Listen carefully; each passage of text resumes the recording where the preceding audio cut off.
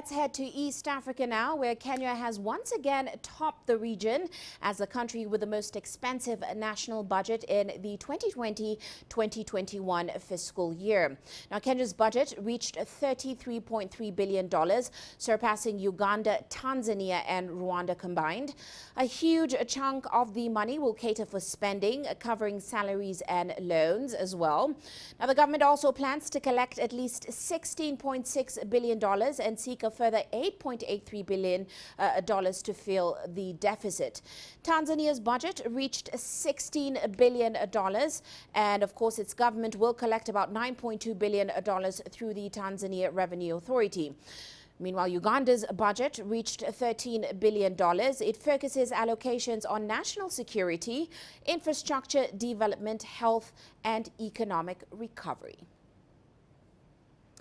Well, let's now get the details on those budgets. We're joined by Churchill Ogutu. He's the head of research at Genghis Capital. Great to have you with us today, Churchill.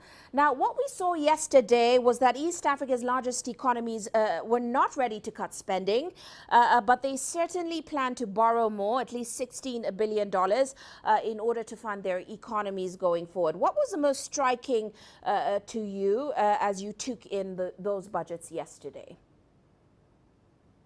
Three things stood out for me looking at the budgets to the East African nations. The first one is the issue on the spending side, the customs external tariff. So the thing is, there is the East Africa community. So year in, year out, they've been trying to sort of insulate their economies from external markets. But this is coming against the fact that we have a liberalized African market, the African Free Continental Trade Agreement. So I don't think how it will bode well within that context of the liberalization of African trade. The second one, of course, was the thorny issue to do with arrears to the private sector. Kenya is one of the countries that is now quite notorious in that regard. But having said that, at least a number of the countries in East Africa, at least they had explicit disbursements that have been allocated to sort out the arrears to the private sector, a country such as Tanzania, whereas for Kenya, that is not the case. What we even heard from the CS, the cabinet secretary, he came out in the budget statement yesterday saying that all the pending arrears needs to be sorted out in 2 weeks' time, but yet they have not been explicitly allocated in the budget. So I'm still figuring out how it will be able to be done. And the last thing is now the rising debt service cost. You mentioned earlier that the overall spending plan to Kenya is around $33.8 billion. A third of that is now going towards servicing of public debt. So the past misdeeds have caught up with us and are seeing the rising public debt servicing costs. So those are some of the things that caught my eye in terms of the overall spending plans that were presented yesterday. Well, there's also, like you mentioned, there's certainly a lot of concern about the rising rate of debts across the region.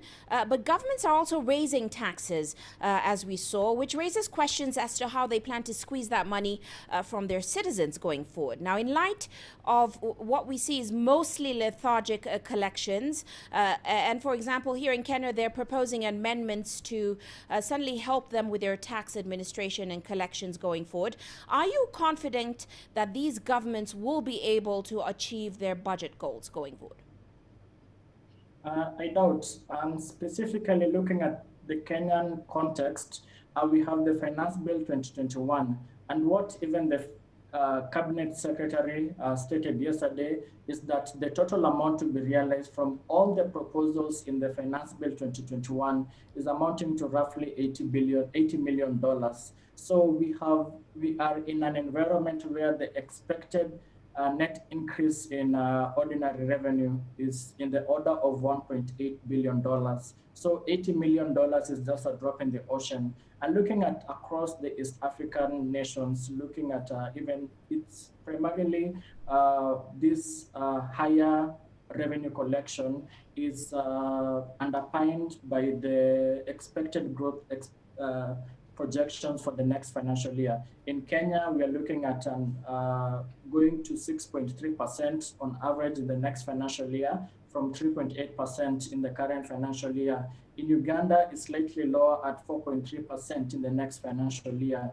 And the calendar growth for Tanzania is around 5.6% growth projection. So already just telling us a bit of some robust growth projections, which is underpinning this aggressive revenue collections. And of course, the other issue that you also mentioned is things to do with tax administration. And that is something that is salient across all the East African budgets. I don't know, this one thing that you can be able to come up with some increased administrative measures so as to be able to realize higher revenue collection. But in an environment where COVID-19 is still prevalent, I don't know how it will be able to amount to something which is significant. That's true. That's quite right, because most of these governments, as you mentioned, they're actually betting on an economic recovery.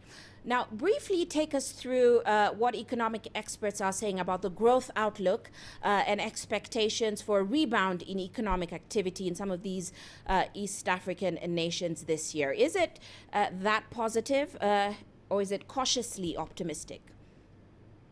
Yes, the budgets were presented against the backdrop of COVID-19 pandemic. A number of the countries at least have rolled out the vaccination program.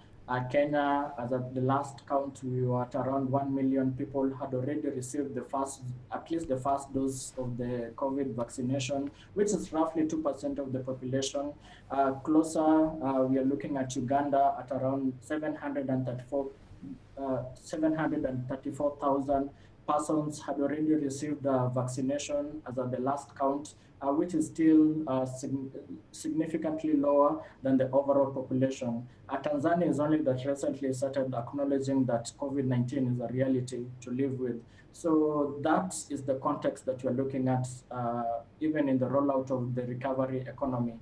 At least for the Ugandan context, they were really explicit in terms of robust measures to be able to boost the economic prospects.